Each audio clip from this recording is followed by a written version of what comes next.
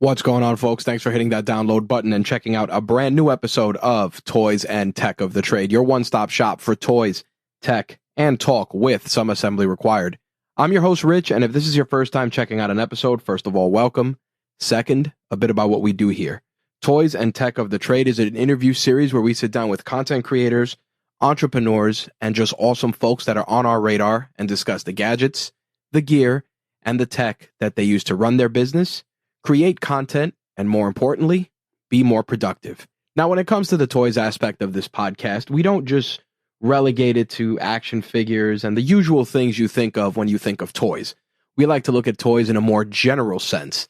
Things like someone's knife collection, or their guitar picks that they picked up over the years, or maybe they're into appliances, jet skis. Everyone's definition of toys is very, very different.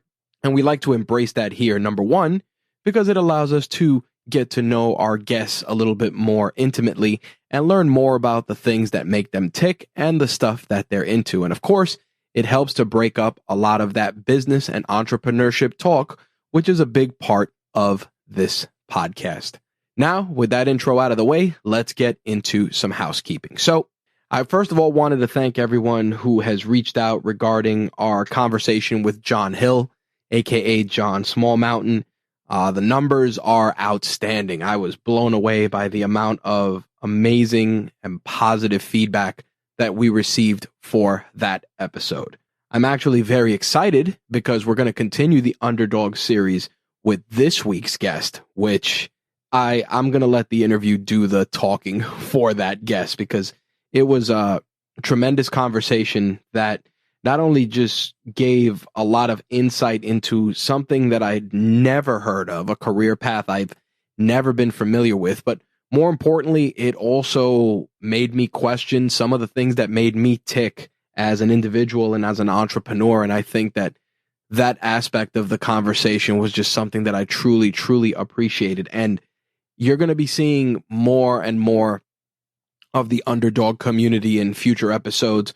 Massive thanks to Noah Kagan for creating that group and really just bringing all these different creatives together. There's been some amazing people that I've come across in that community that have really, really just helped me level up different aspects of my game, whether it's personally, professionally, or in the case with this week's guest, just mentally.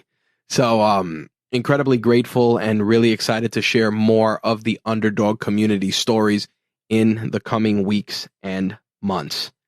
I'm also working on an episode regarding a networking group. I met a local networking group that really approaches networking in a little bit of an unconventional way. It's not the usual sit around and exchange business cards and cold emails and just really, really impersonal aspects of networking. This particular group, they were put on my radar by Coach Danny, who, of course, has been a guest on this podcast. And man, I attended one of their first events. Well, I attended my first event, not theirs. They've been doing quite a few of them.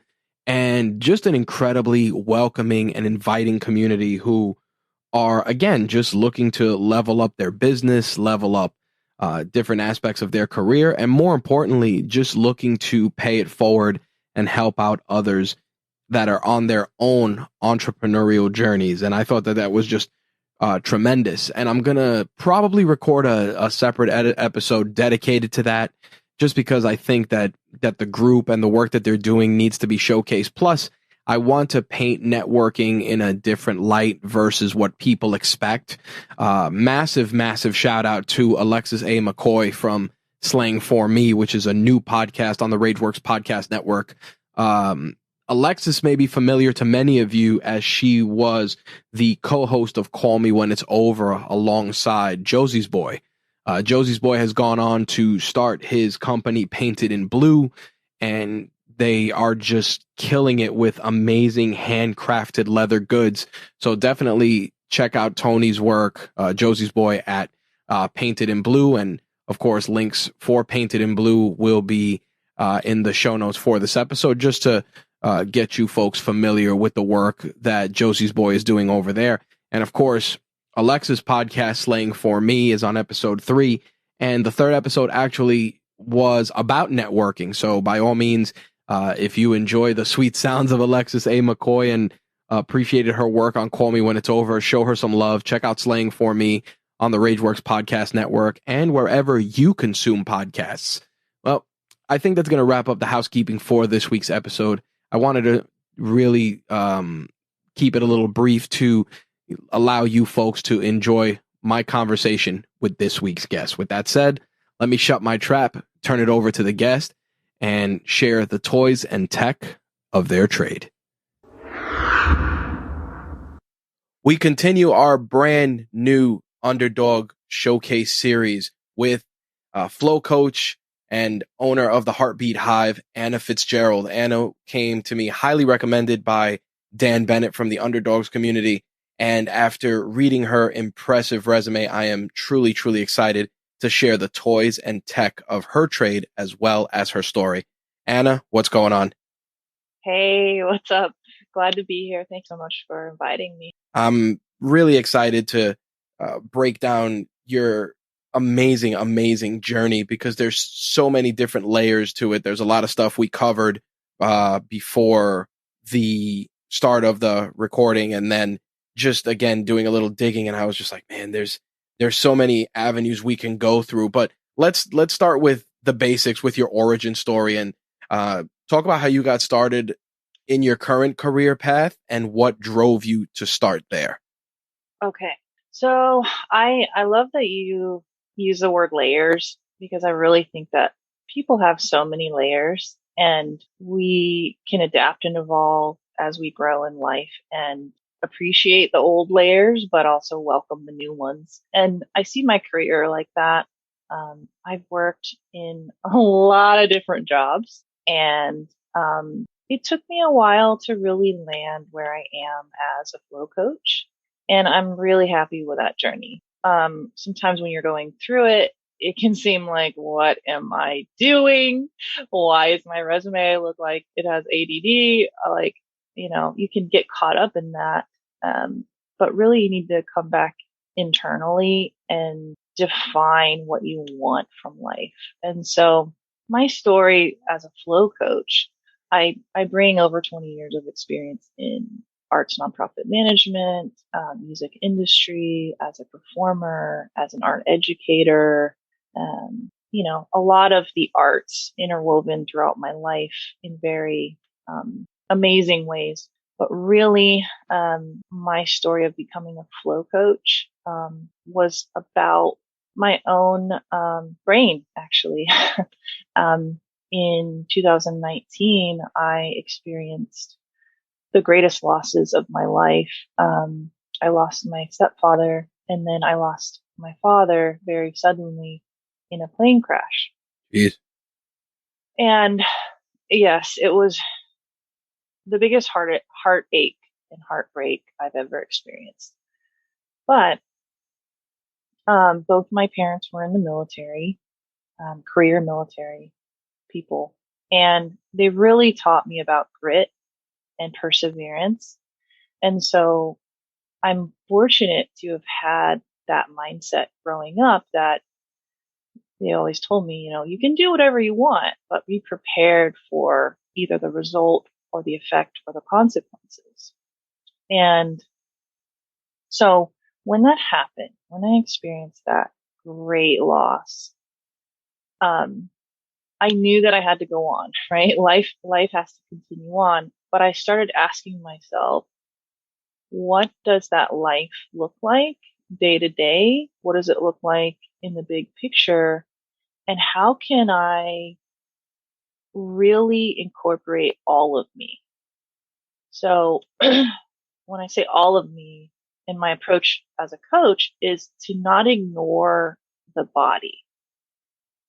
And I really have a lot of respect for a lot of coaches, including mindset coaches, but there are aspects of our body and our nervous system that can affect our thinking, and even our speech. And I can go into that later, but I was on this journey of like, oh man, like this really stinks. This is the worst. And then we went into COVID lockdown. And I was like, okay, now I'm going to grieve in total isolation. Oh, This geez. is crazy. Yeah, no family around, no, significant other, not really a ton of friends where I am, or, close friends.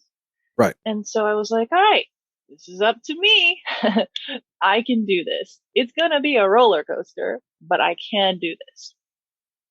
So in flow science, you really get into what happens in your brain when you lose track of time and you're completely engrossed in what you're doing. And I think a lot of your listeners, they know what that feels like. It could be getting lost in a game, in a sport, in painting, playing music, playing with your kids, whatever that is, time passes differently.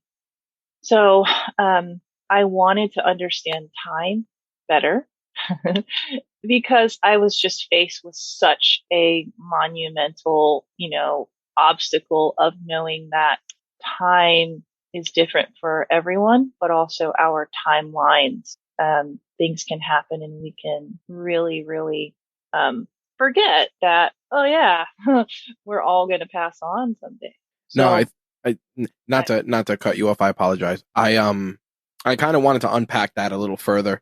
because I think that especially over the last 24 months for most people, there was something you mentioned about just really reflecting internally and dealing with these different coping mechanisms that come to the surface, especially during periods of isolation. And in your case, you're dealing with these compounded traumatic events in an isolated fashion. And I kind of want to dig into that a little deeper because we reach a point, especially in our businesses and in our interests, where we kind of lean into that heavier to kind of mask dealing with what's going on in our orbit. And in your Mm. case, I wanted to ask if that was something that occurred for you in the midst of all this, because as somebody who has such and again, it's people are going to hear this term a lot, such a layered career. There's many aspects of it where sometimes you lean into it and it does more harm than good. Did you run into that during this part of the well, let me rephrase that, during this aspect of the pandemic and the kind of just compounding losses? Did that kind of become a thing where you leaned more into your work to kind of mask what you had going on? No, I did the opposite. Really? Yes, I charged right into me. And the reason I really leaned into my confidence, my inner knowing, my truth, if you will, is because if I am not living what I teach as a coach, then I'm failing. So all those techniques I taught people in mindset work for years, and then in flow science, I had to apply big time. So I was a mindset coach at the time. And after these losses, I was like, oh, okay. So let's use yourself as an experiment for understanding flow science and how to integrate it into your life and therefore your business, your productivity, your overall well-being and happiness. So yeah, I'm sort of a rebel. I don't know if one of your previous guests had talked about that, but Dan Bennett, he's known as the antipreneur. I'm That's why we get along. I'm very much a rebel when it comes to what everyone else is doing. And you had mentioned masking. Yes, there's a ton of masking, and I would even say using your business as an escape mechanism for what's going on. And I'm the opposite. I will charge right toward what's going on. I will use your word, unpack it, and I will look at what is the root cause of my behaviors, my actions, my beliefs, and I will begin to transform them. And that's where that mindset work as a coach really is helpful. But in my work now, I'm combining that with the body and very simple biometrics. So, I'm really glad that you asked that because I think it is a subject that's kind of overlooked or maybe put to the side. And people thinking, oh, do I need to get a health coach? Do I need to work out 6 days a week? Yep. I'm saying maybe, but you have to know what's best for you. And to expand on what you said, the reason I lean to flow science and getting myself centered and really solid was because I know that is a sustainable path. And that's really a pillar of my, I, encourage people to really think about what is sustainable for you and then ask that question in your business. So if posting every single day in 5 places, whether you have a schedule or not, doesn't feel sustainable for you, you need to figure out why or lessen or eliminate that. Okay. So taking that and a lot of what you've already shared with us, I want to just simplify for the uninitiated, what exactly is the role of a flow coach? Because I've heard the term before in different facets, and it's usually tied into the wellness space or the physical fitness space, but it's always, physical trainer and flow coach, or mobility coach and flow coach. So I want to kind of separate it and just share exactly what the role of a flow coach is to the layman, because again, to a lot of people, they've heard various coaches or mentors, but to see it in such a perfect representation, especially because you're using it and that you're using those tenets of that for yourself, I want to kind of break that down for the average listener. Sure. That's a great question. Thank you for let's lay the groundwork here. So Mihai Csikszentmihalyi is known as the Godfather of Flow. He recently passed, but he was a psychologist and he started out studying flow to understand how people sustain great meaning and satisfaction and therefore happiness in life. He didn't actually start out looking for, oh, how do people get focused? And flow, if you think about what it feels like to say the word and what you might apply it to, even if you don't know flow science, it feels like something that's coherent, harmonized with more ease, something fits together. And that's how, on a basic level, I think flow. So the science part is really interesting, but to me, the big picture is really about harmony and unity. So if you're thinking about flow in your own life, your own timeline, and you think to yourself, I really want to be able to manage my energy, to go about my life knowing that I can face any obstacle without a ton of, let's say, resistance and the negative cycle of that's going to be hard. Oh my gosh, everywhere you turn, that's going to take me off my path here. Whereas flow is like, oh, for me, it's if something comes my way, I'm like, okay, I got this. I don't know what it's going to be like. It might be terrible, but I still got it. And I'm very fortunate and grateful because I did have those huge losses to where I have the perspective, among other traumatic events in my life, where it really doesn't matter what comes at me because I know my own brain and my own body so well, therefore my emotions and my nervous system, that I'm going to face it. So flow is referred to, in modern terms as the deep now. So when you're in flow, your brain waves are between alpha and beta. And to put it simply, you're a combination of subconscious and conscious thought at that. Beta waves are really fast. And that's when you're super overactive. If you've ever laid in bed and tried to go to bed, but you were overthinking, your brain waves hadn't slowed down yet. Yeah, that's pretty much this week. So, yep. So there are techniques that I teach people on how to improve that through routines and breathing techniques like that. But what I really like to correlate flow with is what I call lifestyle design. So this can come in many forms, and it could be applied to almost anything from, the program that you're using that you have to click 10 times instead of 3 times, but you use it 25 to 50 times a day. If you calculate that up, that's a lot of friction for you to have ease about your work. And over time, let's say you use that program for 10 years, it adds up for you in your energy management of, wow, why am I doing this?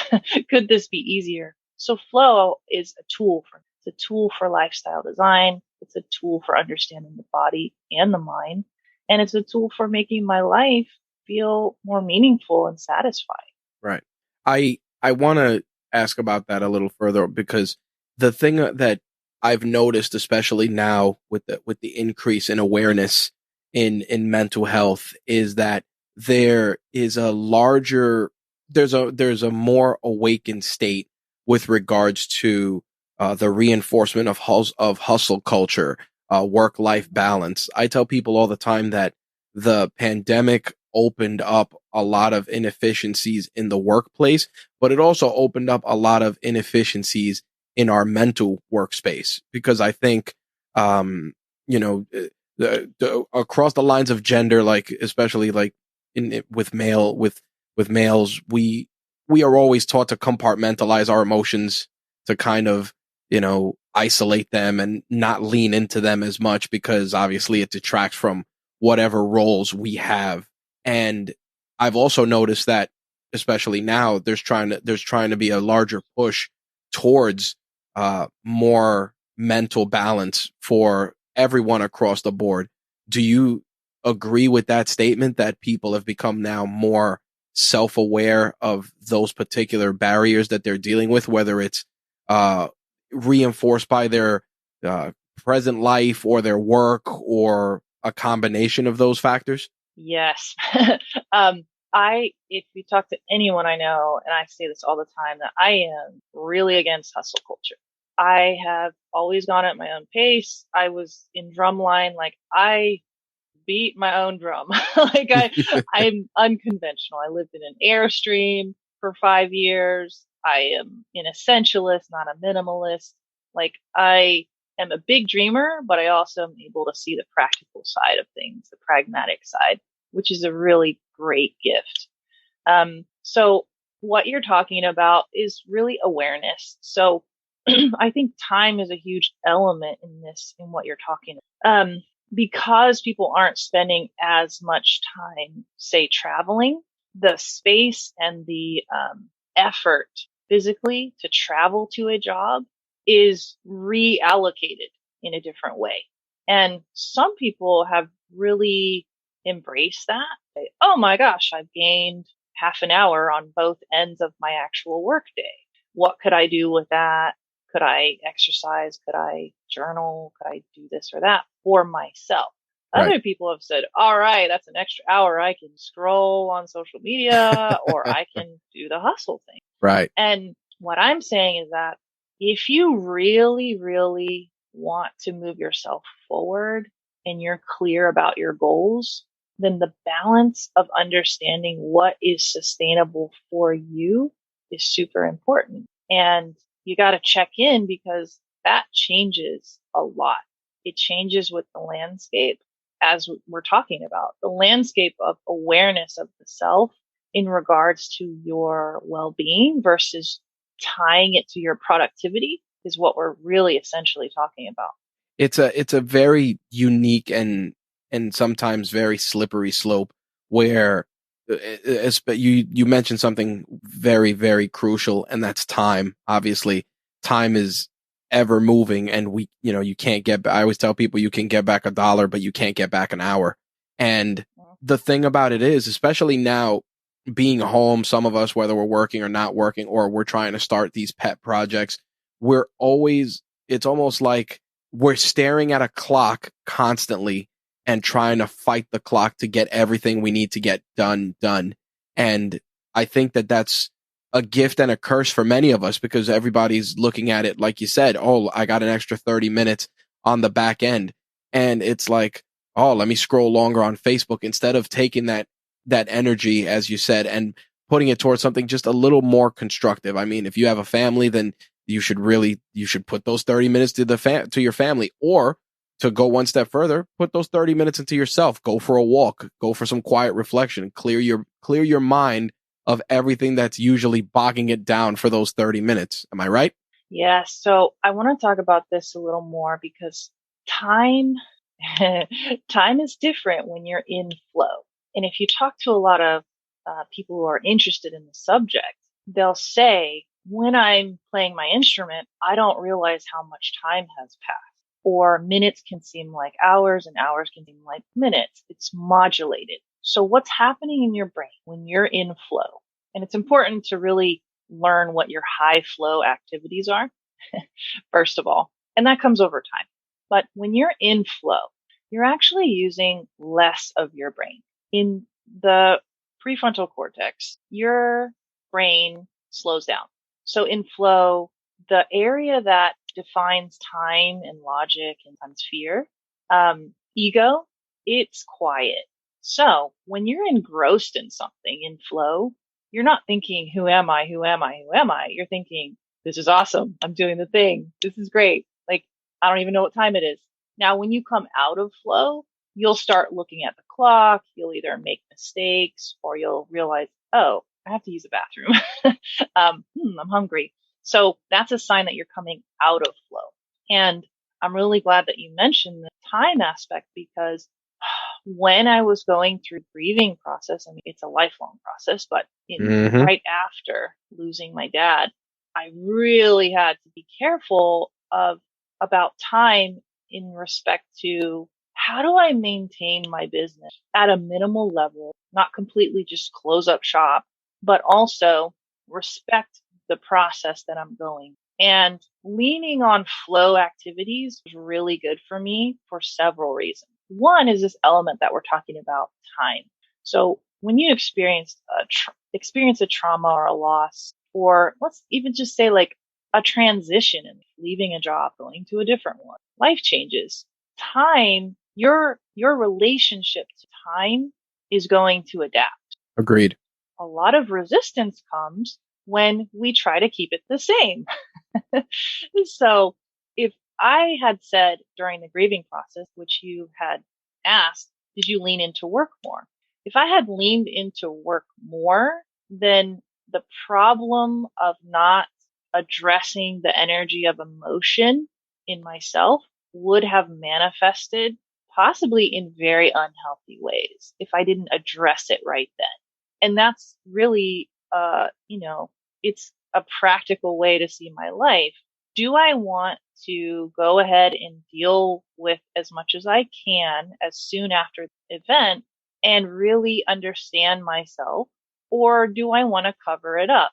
And I say that if you cover it up, you're really not respecting yourself and the time that you're in right now.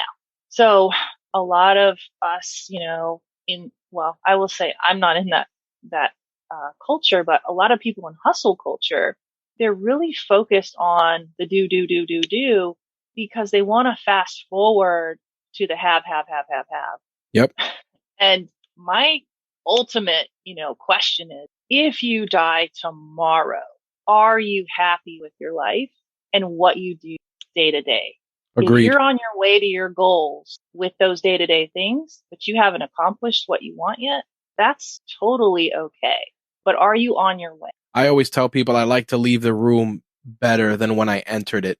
And I kind of view life the same way, because at the end of the day, and I'm just playing off of your energy, so to speak, it's the fact that so many people they're trying to run this race to be, I want to be the next Steve Jobs, the next Jeff Bezos, or whatever it is. And the thing about it is that they're running that race to please a bunch of external forces instead of running that race to please the most important, the internal force themselves. Do you agree? Oh, totally.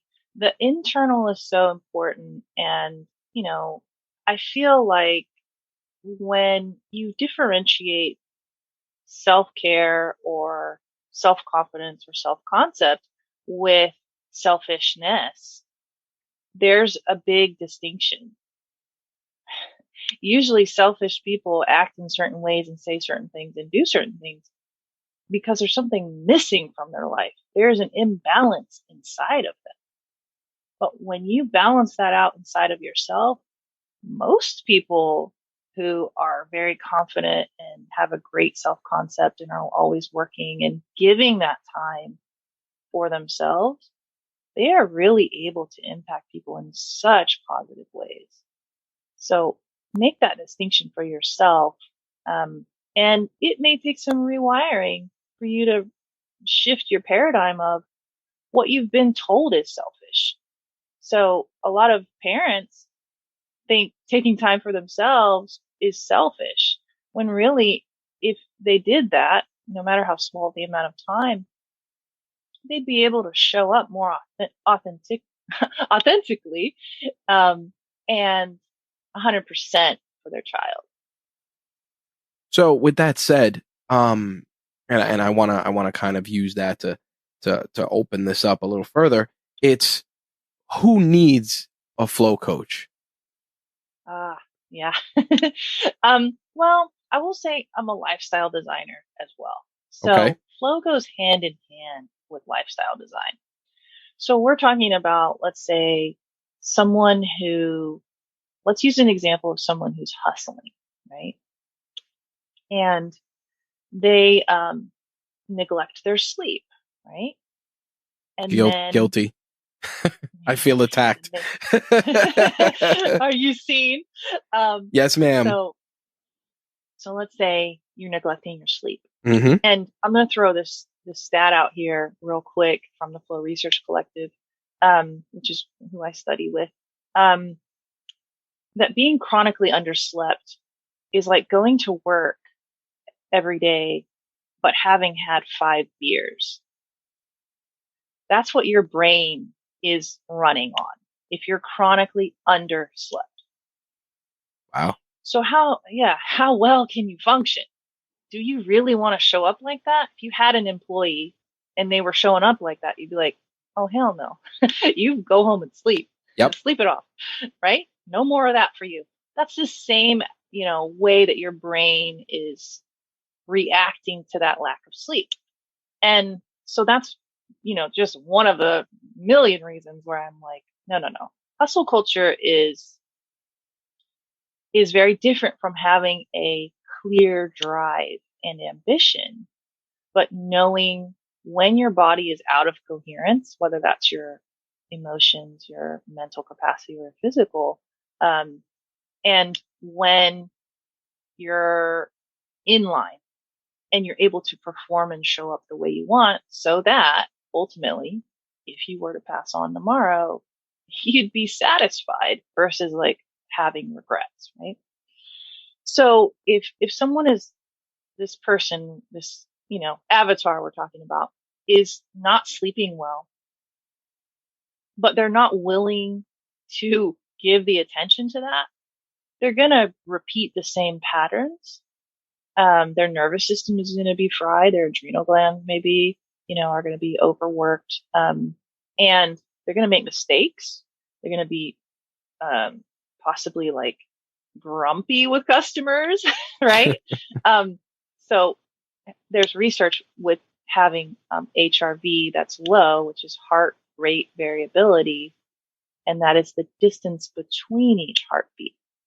So it's not your heart rate, it's the distance between each heartbeat. And when that is consistent, you are able to handle stress well. You are more resilient. When HRV is low, you can have slurred speech. You can also make poor decisions. That has now been researched. And I find that fascinating. Well, I think one of the biggest things with that, and to add to it, is the fact that so many people, and I mean, I'll be transparent. Like, I feel more productive at night. So for me personally, it's, the rigors of my day. And then it's like, oh, we put my daughter down for bed and I'm like, all right, I'll give an example. I have from midnight to, I don't know, 3 a.m. And I'll get dressed, hop in the car, go to the gym, get a workout in, come home, have post-workout meal, sit down, get some content together for the day, get pitches for podcasts, edit podcasts, whatever the case may be. So I'm outlining my process for the world and for you, because a lot of people will look at that and say, well, why don't you do it during the day or whatever the case may be? And I want to take a lot of what you're sharing with us and break it down. Where do you fall when you have to kind of compartmentalize that and you're trying to get people to kind of be more aware of HRV, be more aware of how they're progressing through the day, and how does that all correlate into what you consider the baseline for a flow candidate? Okay, so one aspect is knowing yourself, which you have stated that your productivity increases in the evening. And this is true for a lot of creative people. But we can't ignore circadian rhythms. We can't ignore when melatonin is produced. Right. And if you're exposed to blue light or even just sunlight or lights at night, what it does is it suppresses melatonin production. Mm-hmm. So in your example, as an outsider, what I see with you placing the workout before the actual work is that you're actually revving up your body so that you can have adrenaline and possibly a little bit of cortisol to like give you that good stress of the workout to reawaken yourself to then do the work. And then your sleep cycle is interrupted. The melatonin, is suppressed because you're doing the work when your body usually would want complete darkness. And I say your body, right, as in the human body. No, of course. Evolved, right? So in modern technology, we've sort of really messed with the body with not following natural light. So we've had light bulbs for how long? Yeah. Inside houses, right? So it's not like you've got to change your whole life, but I would do some rearranging for yourself and actually have some time limits as well. So if you find yourself really enjoying the process of that content creation and that organizing at night, I would actually put it first versus going to the gym. And that may mean that you would have to do it a less amount of time. Okay. But just from the outsider's perspective, you may actually be trying to jumpstart your energy levels by working out first. Huh. I never looked at it that way. And the reason is because it's like, I have my daughter, she's at school. I have, I was working from home. Now I'm not. So I kind of been, Mr. Mom when I'm home. So the thing about it is, it's like by the time, to your point, I look at how the day progresses and it's like, okay, I'm going to wake up, drive my wife to work using this week as an example, drive her to work, on the way home, stop, go downstairs, give my grandmother her medication, whatever the case may be. Then I'll sit down and I'm like, okay, we're going to record a podcast. We're going to do 5 posts, 3 Instagram posts, whatever the case may be. So by that point, let's say by 2:00, I'm like, all right, I got to go get the baby from school, come home, cycle continues. With that said, and I'm using myself because I'm sure there are people that can relate to certain facets of my life, whether it's picking their kid up from school or whatever the case may be. Once you're moving those things around, where do you feel becomes the breakdown where so many people that rearrange these facets of their life start to stumble? Stumble would be not committing to the change for a certain amount of time. Okay. So a lot of people kind of give up after, I don't know, a week. And it is hard when you rearrange your life. It's very hard. But if you can have the discipline to just get through a certain amount of time, whatever time period feels good to you. But really, if you look deep down in yourself and you're like, okay, that was not an honest try, um, then figure out what that number is and commit to it and start to notice whether your emotions change. So let's say in this example, in the middle of the day, I noticed that there's no, well, maybe you just didn't say it, but there's not really a time where you're having fun Yeah, I in your mean, day. it's funny because a lot of people, and again, just I like to be transparent so people understand. A lot of my friends after my daughter was born, they're like, "Man, you still play video games, you still stay up late, you still do whatever it is." And I'm like, yeah, because having kids doesn't mean you die as a person, because I think a lot of people, they create that stigma where it's like, oh, I'm a dad, I'm a mom, my life is over, etc. And I tell them, I'm like, listen, like if I want to watch cartoons, I watch cartoons with my kid. If I want to play a video game, I'll play a video game while she naps. But what I've noticed personally is that as time goes on, it's like, I haven't turned on the Xbox in a couple of weeks. And then it's Mm. like, you kind of start compartmentalizing. Well, let me rephrase that. You start filling in your fun times with the stuff you have to do as a grown up. Meaning, oh, I gotta paint this room today. Oh, I gotta do laundry. Um, Yeah. so with that said, and I'm sharing this with you because I'm curious when that happens. Like, where do people try to find, I guess, the joy in the grown up stuff? Because I've noticed that a lot lately. I've seen a lot of people share like different memes, like, oh man, I remember, going to bed at 4 because going to bed at 4 was fun. Now if I go to bed at 4, this is how I look the next morning, and it'll be like a picture of like a cat all beat up or something ridiculous. And I wanted to ask you about that because, like I said, I'm sure that there are people dealing with these different aspects currently, whether for their own Yes. business or because it's self-inflicted and they're trying to um force the fun. Like, oh well, this is the only time I have to play video games, so I'll just play it until 5 a.m. Mm. Yeah, this is a really, really good example, and I'm so glad that you shared what's going on in your life because there are so many people out there facing the same thing, whether they have kids or not. Yep. Their routines and their normal structure, because of the way the world is right now, is just upside down. And that's, I think, you know, it's not a good thing for the state of the world, but it is a good thing for the state of awareness. Mm, So we're able to be closer to and more aware of ourselves because we have to sit with ourselves more, yep. right? And when you can do that and really welcome that process, because it doesn't happen overnight, then you start to get to the nitty gritty of what life is all about.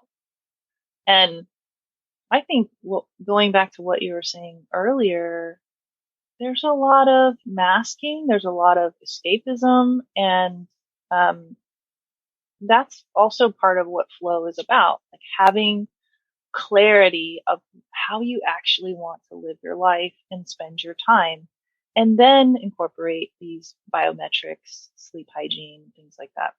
So, I want to go back to also the reason I asked about fun, because a lot of people treat their day as if they're a puppy waiting for a treat. So I don't get to do this fun thing until my work is done, Right. right? And what that does is it really starves the brain of serotonin. Um, there's plenty of dopamine out there. Like every time you look at your phone, you get a dopamine hit, which I'm not a fan of. I'm more about the bigger amounts of dopamine, and those happen during flow, the serotonin as well. So in flow, there's 4 stages of the flow cycle. The first is struggle. The second is release. The third is flow. And the fourth is recovery. Now, if you look at that, it makes sense But most people skip right over recovery and they go straight back into hustling. Mm-hmm. And long term, when you do that, your productivity goes way down. Well, it's Your emotional well-being. well, no, I was going to say, a lot of that also is old school conditioning, meaning I know a lot of people, um, they watch their parents just work and work and work and work. And then their parents are now in their 60s and they're like, oh, we're going to travel. We're going to do whatever because they work, work, work, work, work. And let's say they're 60 and they travel. They might travel once or twice, but now the subject of traveling becomes exhausting because Yes. because you've kind of just worked yourself to death. Like it's a very weird pendulum shift where going back to what you were saying about hustle culture, because it's like, I want to try and work my ass off to have as much as I can to do as little as I can with the free time I have left. and Yeah. it's crazy because you reflect on it, like you were saying, there's a lot of self-reflection, and by the time you can really quote unquote sit down and take that trip or do that cool thing you wanted to do, it becomes such a chore and a burden that you almost talk yourself out of doing it at that point. Yeah, and to your example of, say, some of our parents, that are aging in a way that a physical note would be, if you sit at a desk and you don't practice getting up from the floor, the mobility in your hips and your balance is not conditioned to be in alignment and harmony with the rest of your body, your knee joints, your ankles, so to speak, that when you fall, it's very dangerous, as we know in American culture. Yep. We've sat for so long and we've not paid attention. Now there's an awareness of it so much to those hip joints. So that's just a physical part. But the conditioning that you're talking about really has been perpetuated by the perception of others. So if you buy in, which I'm very rebellious, you buy in to the external perception that I'm supposed to be here by this age, I'm supposed to have stayed at my job this long, I'm supposed to, then you're really not living for you. You're actually living for other people's thoughts and beliefs about you and even expectations. And that's very dangerous. That is super dangerous because, like you said, you can feed those expectations while neglecting yourself and Mm-hmm. your well-being, get to that point and finally get the thing that you worked for and have poor health. Yep. You can have no one to share it with. And, it's just not really fun at that point. So to that end, how do you recharge? How do you personally reconnect To myself. Yeah, like exactly. Like Yeah. how do you re-achieve that balance? Because again, I you have a very disciplined mindset, but like all disciplines, sometimes we falter a little bit. It happens to the best of us. Huh. I'm curious how you get yourself back on track. Yeah, I love this question. And it's so funny because, I lived in Nashville, I lived in Austin, I worked at a vinyl factory, I worked in radio. It's just like, if you look from people who don't see me as a coach, you'd be like, wow, that is a super artsy person who does whatever they want. And like, they wouldn't necessarily use the word discipline Mm. and organized and things like that. And that's part of my main purpose, is to dispel that myth that creative people are messy and, that sort of aspect of life. I'm like, no, they just are doing things in a way that makes sense for them. Now, that can go the other direction. Like you said, you use the word pendulum, which I really love. When we're out of balance, that pendulum doesn't have a good rhythm. It's one extreme or the other. Yep. And that can manifest in different ways, right? So, recharging for me can be as simple as, and this is going to sound funny, but it can be as simple as staring at a wall. Okay. So it's about stimuli. And this is really important to those people who think that scrolling is time off from work or their leisure time, which yes, it can be, but it's not actually recovery. It's an activity that stimulates you most of the time. It is very short dopamine bursts. Whereas in flow, you're getting these really long, sustained chemicals that you create naturally in your own brain. And you're not relying on an outside source, so to speak, for that. So, to recharge, it can be as simple as staring at the wall, which sounds so crazy, but we are overstimulated at this point. Yep. We have never had this much awareness, accessibility, and, access to other people's thoughts, other people's lives, other people's cultures, religion, politics. Like, it's just a ton, right? So if you can be disciplined in recognizing when something is unhealthy for you, whether it's, causing a trigger for you to maybe feel unworthy or not like yourself or, physically tired from the blue light, right? There's so many people who have their phones in their beds and I'm like, no, get your phone out of your bed. Because it doesn't belong there. Yep. Sleeping belongs there, right? And other fun things.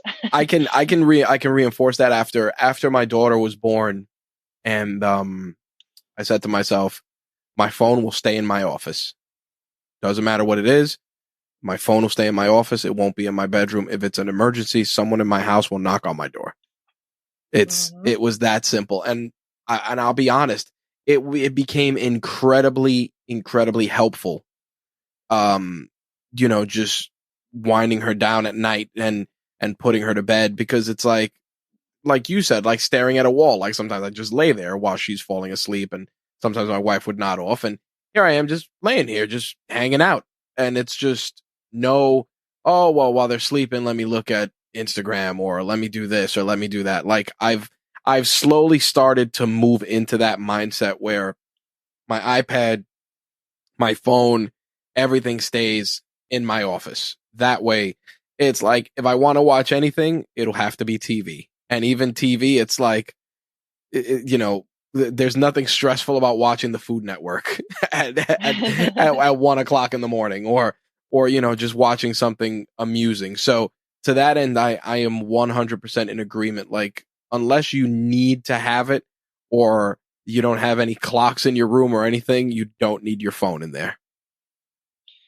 Yeah. It's, I would say at this point, especially in younger generations, that it can be harder for them to discern what is an actual recovery activity.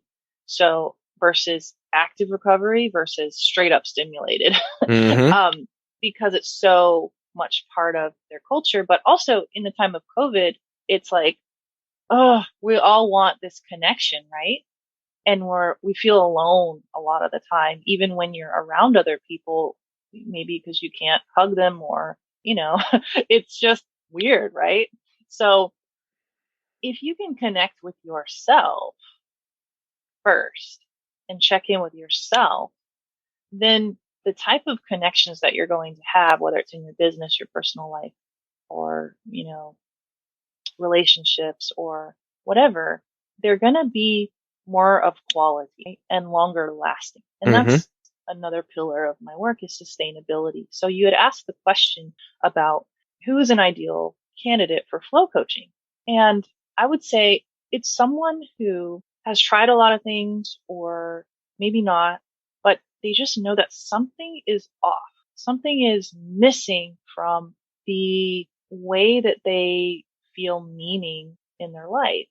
And whether it's satisfaction or happiness or frustration, going to the other end, they know that it is possible for them to live the life they want, but they're just kind of fuzzy about how does that happen? And they do not want a quick fix, and they do not want a mask. And for me, I didn't go to therapy, which is like crazy to a lot of people after I lost my stepfather and my father. But I knew that for me, there's a big difference between bringing up your past and rehashing traumatic events. That can be just as triggering as when they happen. And I was really going deep here and saying, is that what you want? Do you really want to talk about that over and over and over and how you got to where you are now? Or do you want to focus on right now and how are you going to move forward in your life? I agree. I think that's I went through a stage after my mother died, and I was like, man, maybe I should go see a psychologist or whatever. And maybe a year ago, a family member of mine contacted me and they were like, hey, I started seeing a psychologist. And I'm like, how's that working for you? Out of curiosity. And they were like, it's been great. It's kind of helped me unpack, well, not unpack, come to terms with a lot of my emotions and a lot of repressed issues. And then I thought about it and I said, oh, that's great. But something that you said stuck out so much, which was, is rehashing everything essential for you to move forward? And it was like just a question that I asked myself internally. I never pursued the answer, but at the time, as I'm hearing the conversation, the person telling me about how good it felt and how freeing it was for them, I'm like, but is it? Or are you just trading one master for another? Mm. I like that you're bringing this up because people process things in different ways, especially grief. And grief can come in so many different forms. It could be the loss of a job. It could be your pet crossing the rainbow bridge. It could be disappointment, like you thought you were going to have something and you don't have it. So it comes in different formats. And some people talking about it isn't really gonna progress them toward where they want to go. First of all, because words just don't even describe how you feel. Right. Unless you're a writer and super learned, there's a limited vocabulary that I found when I was going through the height of my loss. And so that's sort of why I turned to, well, if I don't wait for a serotonin release at the end of my day, because I've produced all these things, what would it be like to introduce play in short bursts throughout my day? What would that look like serotonin wise? And how would I feel? And now that's really my go to. So after this, I'm going to go hiking. Nice. I have a ton of work to do, but I know that if I put that as the last priority, It will not get that's, done.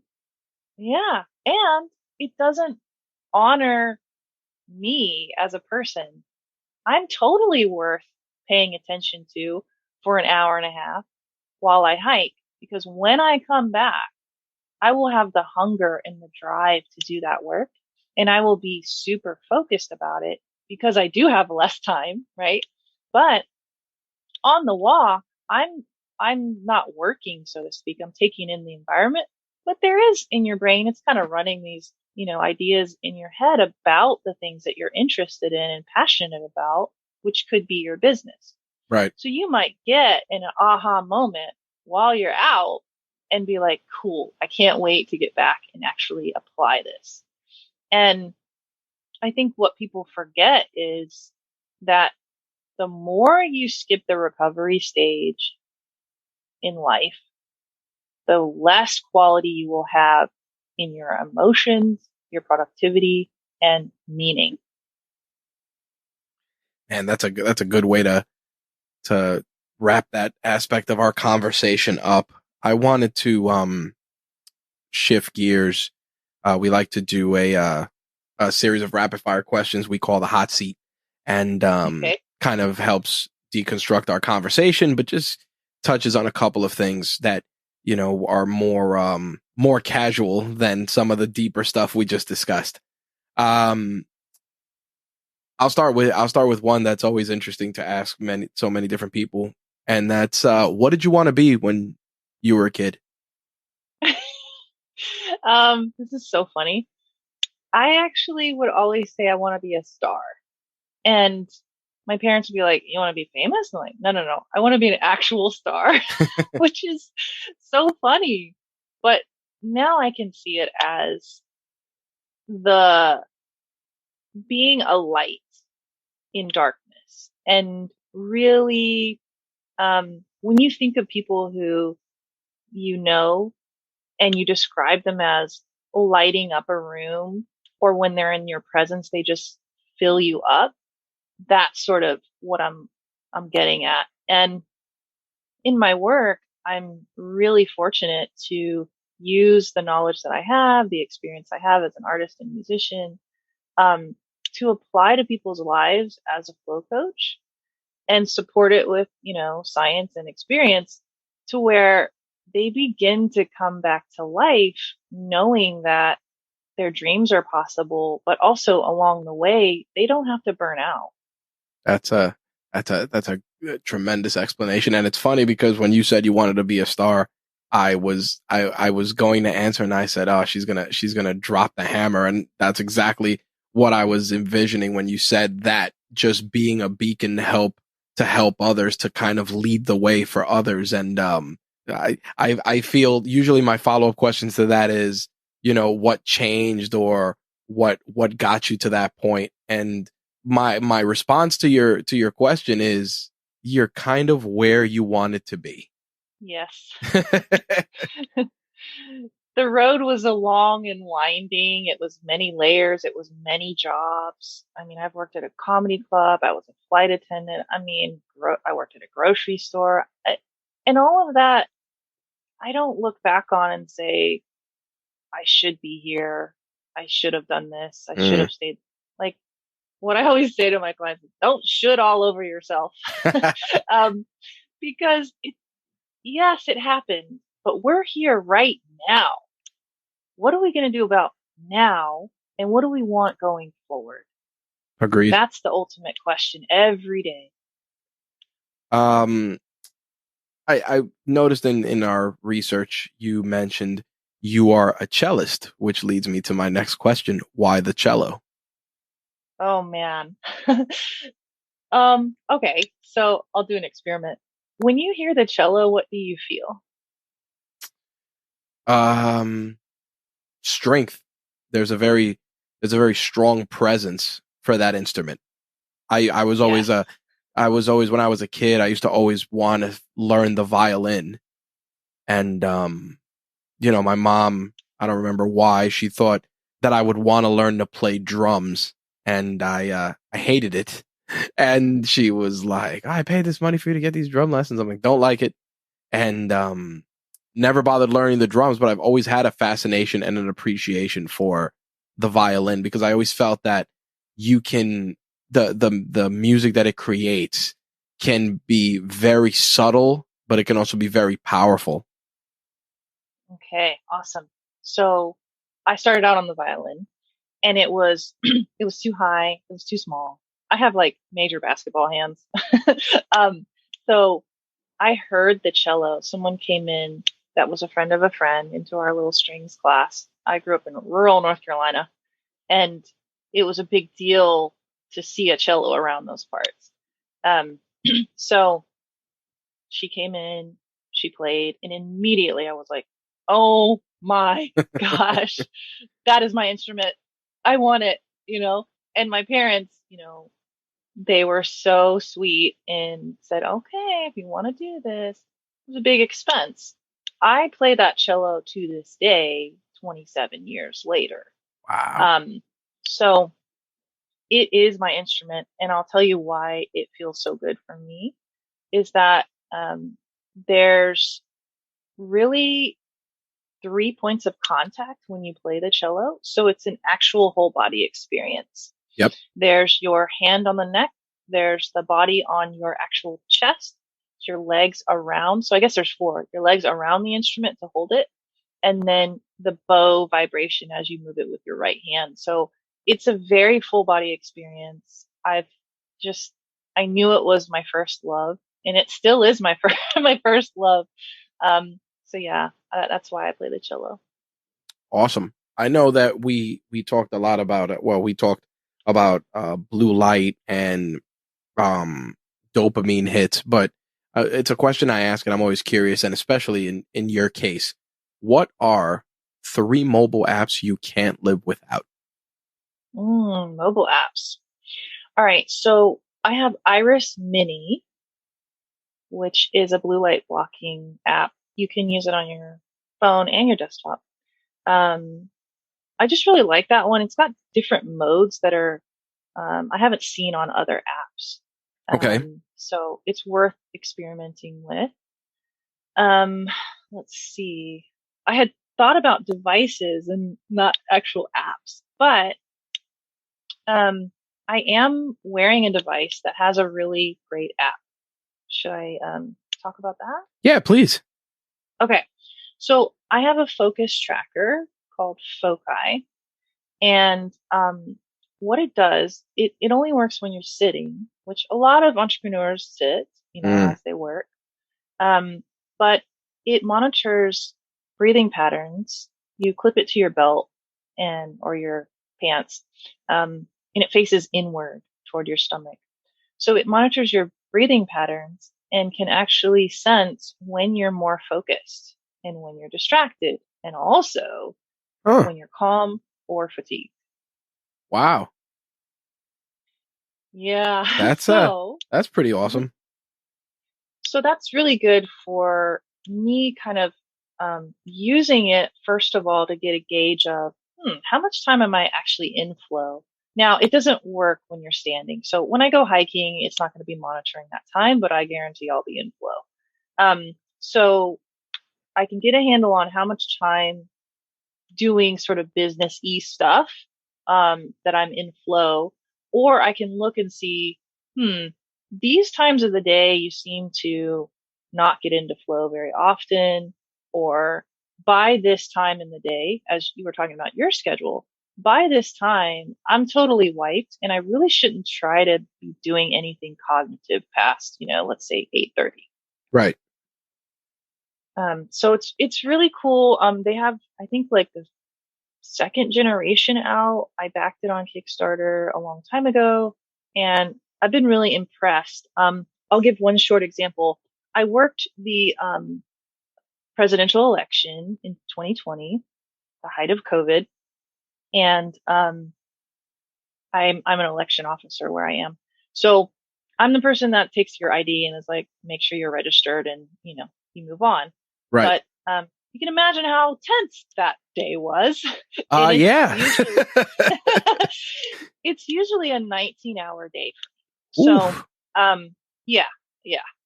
When people are like, "Oh, you get paid," I'm like, let's do some math here. So you're not allowed to have your phone, at least at my polling place. And so the phone was in the other room. I wore my focus tracker, and I had to deal with some pretty grumpy people, let's say. Irate is a better word. Maybe they didn't register on time or whatever. But all day, I took one break to go to the room to check my phone. And then I didn't think anything of it, turned it back off, worked the rest of my 19-hour day. And when everything was done and I went home, I looked at the focus tracker, and the only time I was super stressed the whole day was when I checked my phone. So it just sort of really reinforced a lot of, what I coach people on, but also that discipline. That's wild. And also very alarming that it takes that's such a small device that originally was just a method of communication. Call me on my phone. Now you're just like, oh God, why am I looking at this thing?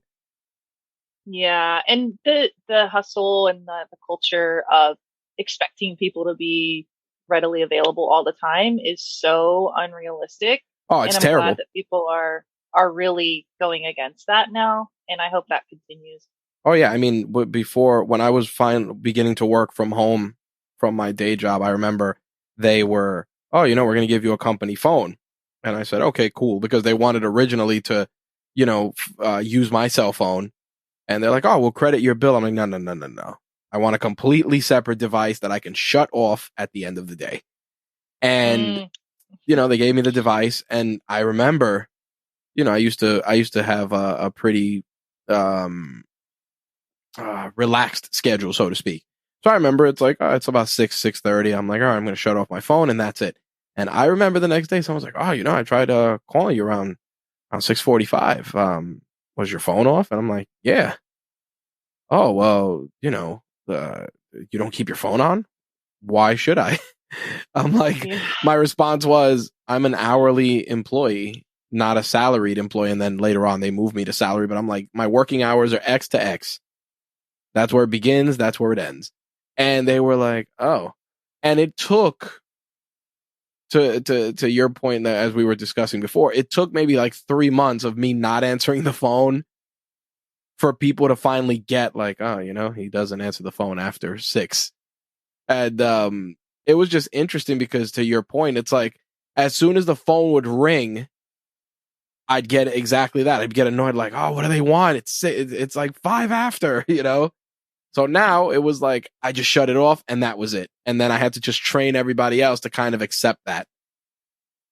I love that you use the word train because if you don't place your habits and livelihood and what's going to keep you healthy, whether Mm-hmm. mentally or physically, you don't place that as a priority, people will walk all over you, as you know, Yep. in maybe customers being like, why aren't you answering me? I'm a human being, right? But I don't want to answer you in a reactive state, Nope. you know? And if I compromise my health, it will be reactive. Mm-hmm. It's very hard to get yourself really calm if your nervous system, and this plays into the HRV and the sleep, is out of line, you know. Um, but yeah, that's also like the external perception. Oh, I need to be available. No, you don't. Nope. Unless you're a brain surgeon or a EMT or a firefighter or, Oh you know.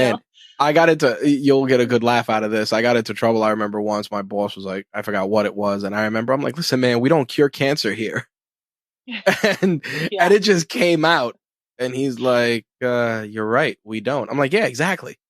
The world won't end because the phone wasn't answered at 6:05 for something that could have been Yeah. that can be discussed at 9:05 the next day. The And it next just day. yep. Mm, And it just came out, but it's funny how you put it in that, and it just brought back that memory very, very quickly. yeah. I love that. It's having boundaries first with yourself, which I would translate to the word discipline. Hmm. And then the boundaries with the external world, and you use the word train. When you hold fast in your integrity, which includes your boundaries, then the world will adapt because they know they won't get the result or the, you know, performance that they wanted you for in the first place. Yeah, I mean, fellow underdog John Small Mountain, he was one of the guests, and he was saying about when he's in kung fu class and people know not to call him during X time to X time. And I said, yep, that's how it's got to be. Like you have to tie down those non-negotiables, which actually leads me into, well, first off, did you have a third, uh, app you wanted to share? Yes. I would say for people who are like, what's this HRV thing all about? Um, the simplest, best app that you could get right now is called HRV for the number 4 training. And you can find that at HRV, the number 4 training.com. Okay. I'm not paid by them or anything, but this is super simple. You take your HRV reading, which takes 1 minute out of your day, and it tracks how your nervous system is functioning. HRV is an indicator of what's called vagal tone. And the vagus nerve is what that is. It's connected to your brainstem all the way down to your gut. So it wraps around several major organs, including your vocal cords. And it indicates your overall health of your nervous system. So to me, it is the best 1 minute spent every single day for you. If your HRV is low, you can adapt your day, maybe take out one of the meetings or do some breathing exercise before a stressful meeting. If your HRV is high, you go for it. You do all the things that are going to wear you out or where, they're challenges, right? Right.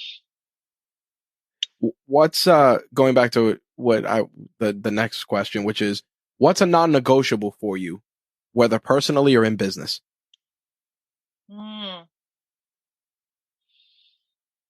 That is a really good question because I have a lot of them.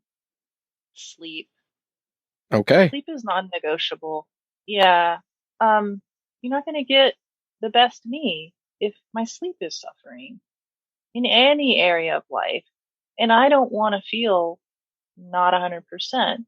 So paying attention to that is my number one priority. How many hours of sleep do you aim for? I do aim for 8.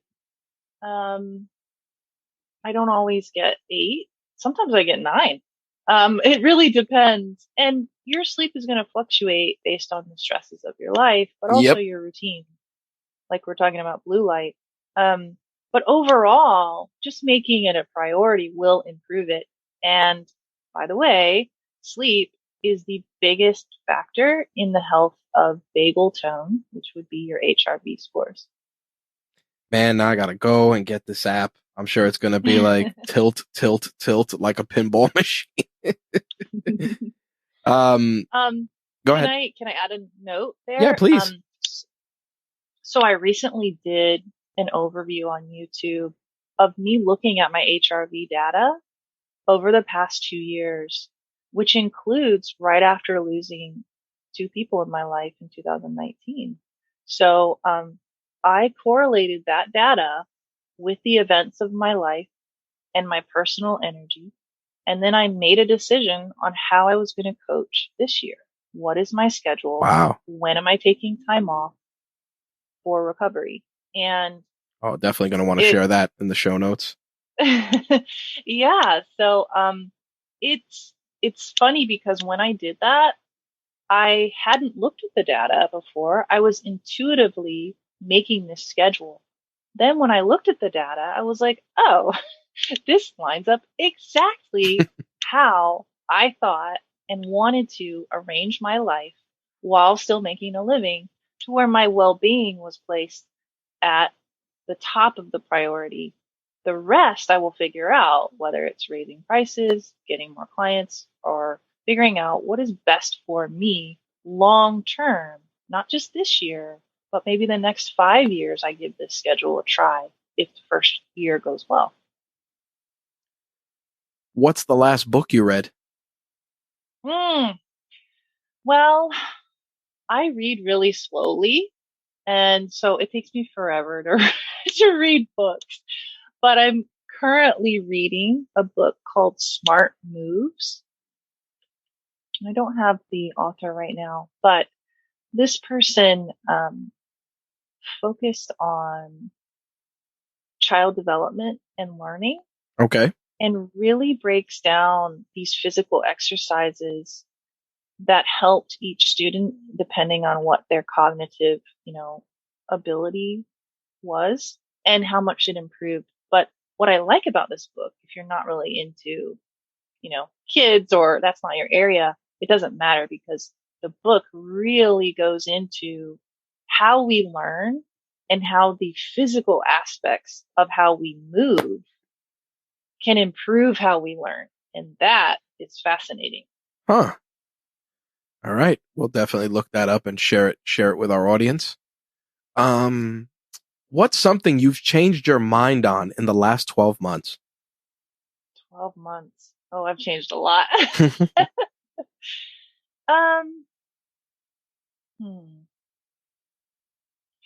I would say I've changed my mind, or maybe it's come to the realization, acceptance would be a good word, that everyone is on their own timeline, and therefore my expectations of myself can always be in the realm of that align with my values and my integrity.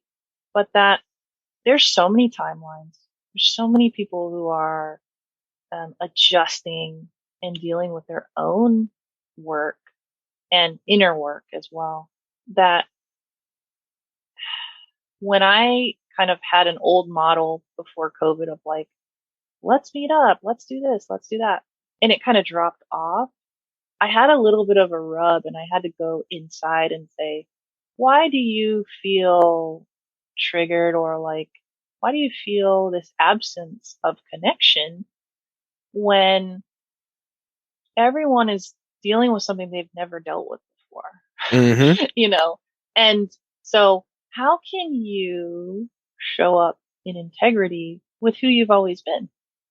And if who you've always been is someone you're happy with, then continue. But if you're not, then what do you change? And what I changed my mind about is whether or not someone replies to me or, acknowledges my gift of connecting with them doesn't really matter, because I remain in the integrity of loving them unconditionally. Whether they reply or not Right. isn't really any of my business. So if you're doing it for a reply, there's something going on there. Yep. You know, You want the you pat on the really, head. yeah, you do want to connect. And I'm not negating connection, because that's very important, especially right now. Right. But if your motivation for it is a response, and you're expecting it on a timeline, you got to throw that out the window. They're going to respond when they want to. And maybe you reach out to them 10 times and they respond the 11th time, Absolutely. So it's remaining in integrity with who you want to be and how you want to show up. That is a brilliant answer. What's something you purchased recently that's less than $100 that made your life easier or just more enjoyable? Oh, easier or more enjoyable? My tech is expensive. So I'm trying to think of what I have that's less than $100. What have I bought recently? I'm also an essentialist, so I kind of don't buy a lot. Mm-hmm. Well, it could be anything. Everybody's definition Ah, is definitely varied. I got it. All right. Shoot. So I'm almost 6 foot tall. So I have had in the past lots of posture problems, and as an entrepreneur, you can really get, really far forward with your chin as you work. So Yep. you got to catch that, right? Mm-hmm. And you can start to notice, ooh, I'm stiff. Ooh, I hurt. So, I got a posture trainer. All right. And I swear it's beeping out cuss words in like Morse code because it buzzes so much. Oh man. But yeah, it has been very helpful. It's a physical reminder that my body is important in every aspect. So I'm training it and I'm learning a lot about myself and my work habits. Obviously, with our discussions of tech and things, obviously some toys have to come into the equation. What was your favorite toy or collectible from your childhood? Okay, so I had a British toy that was called, I think, Lights Alive, and it was this little toy that had a light that shined through like a screen. And this is, I think, the British version, mobile version of like Light Bright. I don't know if you Okay. remember those. Yeah, I do Those remember were Light Bright. amazing. Yeah. And so this one had the screen in front, and you would just take this little like pen and you would punch these bubbles down and the light would shine through. And then the cool part, it's sort of like Light Bright Etch a Sketch, if you will.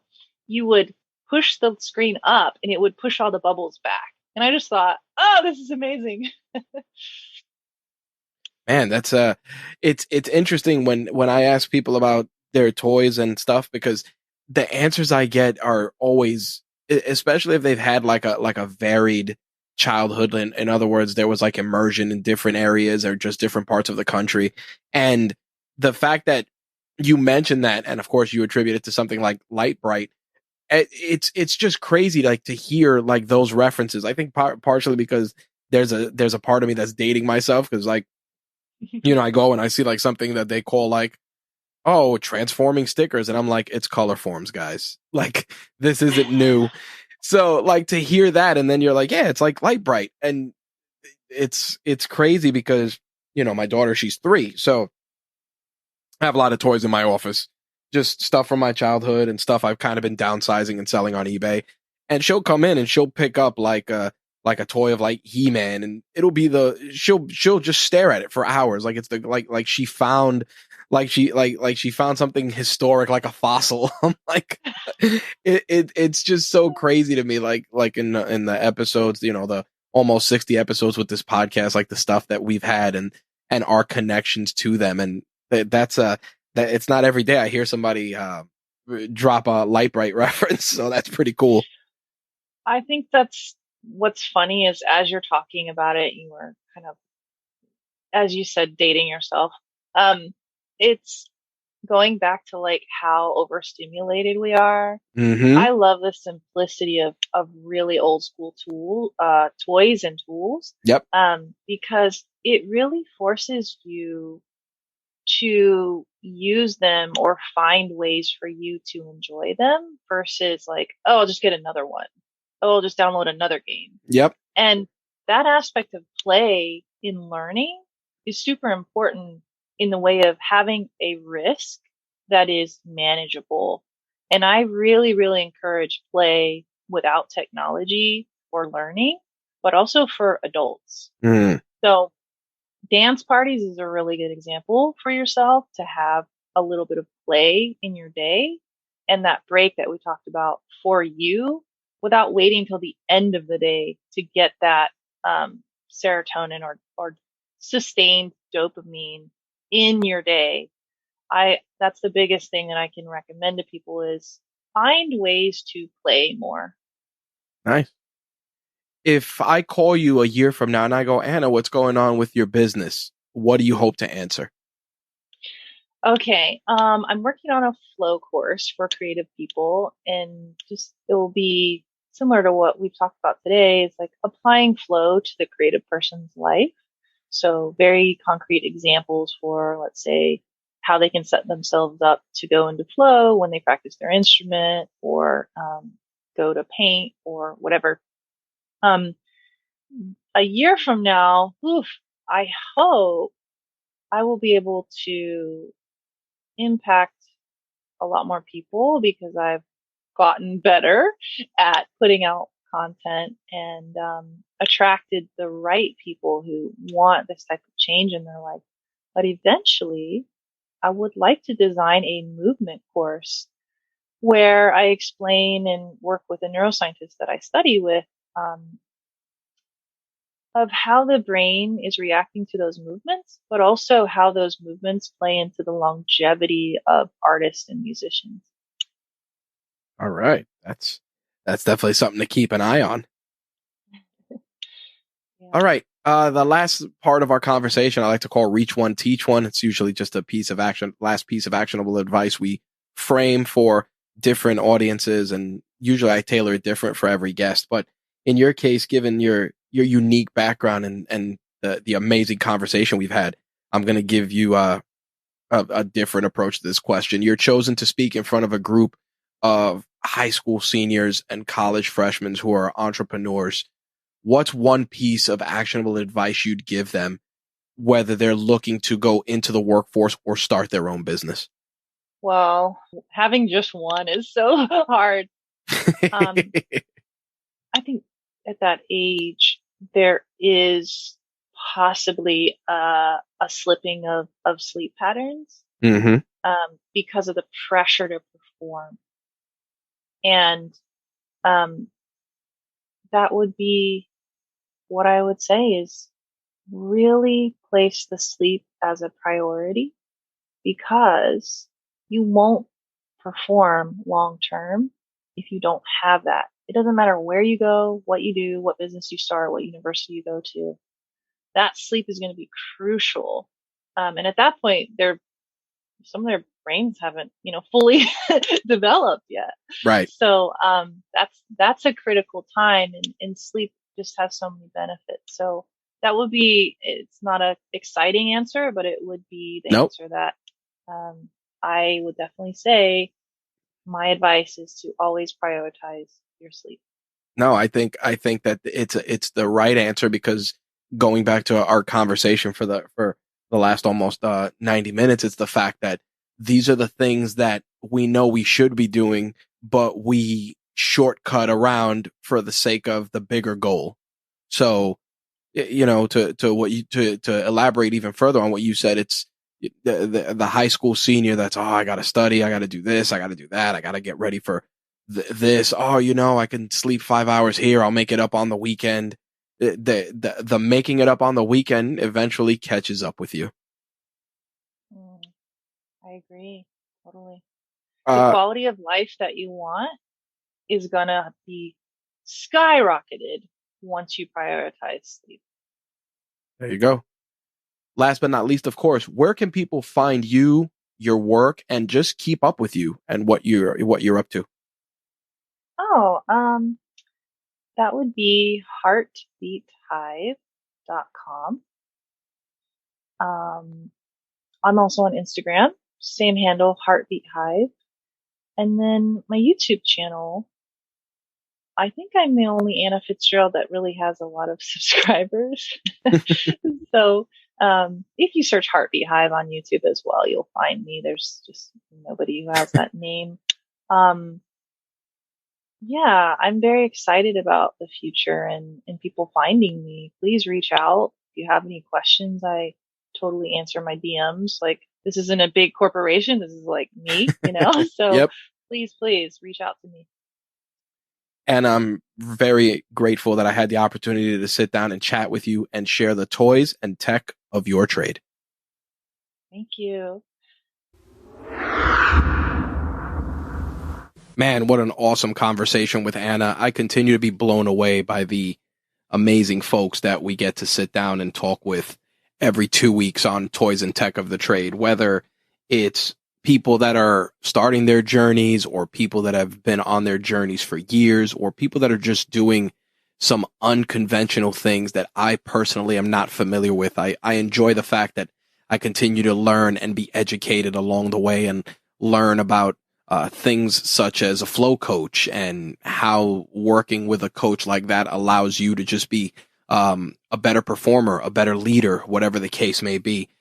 Anna really shed a lot of light on so many things and so many, I don't want to say mental inefficiencies, because that would be overcomplicating things, but just things that I definitely feel I should work on to just be better overall as an entrepreneur and as a leader. And I thought that was just something incredibly valuable. And I hope those of you that listened to our conversation got value from it as well. And if you are looking to connect with Anna, definitely check out all the links in the show notes for this episode, including all of the products we discussed, as well as ways that you can connect with Anna and she can help you be just a better human.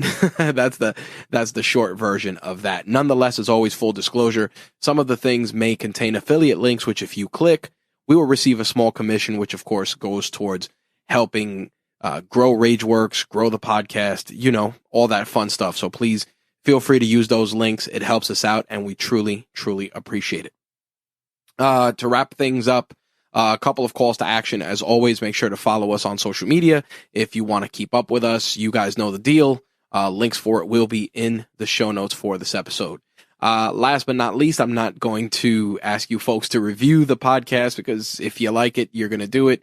If you don't, you don't. But I will say this, that in addition to Apple Podcasts having a review functionality, Spotify now has one as well. So if you are giving any thought to it, by all means, feel free to do it, whether it's on Spotify or Apple Podcasts. No pressure, not necessary, but we appreciate it. And if you do happen to leave one, we always like to just, do show and tell, share it on air. It's always pretty cool to do. I was really against not doing those calls to action. I was really against it, just because you never know who's a new listener, but everyone's kind of well versed at this point in what's going on, and I kind of feel that it's just additional repetition that's not necessary. Everything, like I said, relating to the Rageworks brand, links, ways to connect, etc., are in the show notes for this episode. But I will say this: if you are interested in being a guest on a future episode of Toys and Tech of the Trade, you can email me, rich@rageworks.net. You can also check out the form on the Rageworks Podcast Network site, which you can fill out. And whether it's for my podcast or any of the other ones on the network, you can reach out if you are interested in being a guest. And a few people have asked, and I will reiterate it, we are always looking to add amazing, talented, and creative people to the Rageworks family. So whether you have a podcast or you have an idea for a podcast, don't know where to begin, definitely hit us up, shoot me an email. Like I said, rich@rageworks.net. We can discuss it. If you want to bring your show on board and just step away from all of that heavy lifting, setting it up on iTunes, editing, etc. We do all of that for all of our shows. I handle pretty much all of the editing myself, all of the quality control, etc. Do some of the social for some of the other shows just to help get the word out. But again, take away all of the heavy lifting and simplify it so that you can double down on what is most important, and that is your content and your message. So if you're interested in having a cool group of folks to work with, hit us up. Like I said, Rageworks Podcast Network is always looking to partner with amazing, talented, and unique creators. I think that's going to sum things up, and it's a great way to close things out. So I will see you folks in 2 weeks with a brand new episode of Toys and Tech of the Trade. Thank you folks for listening. As always, we truly appreciate your support, and I'll see you in the next one. Peace.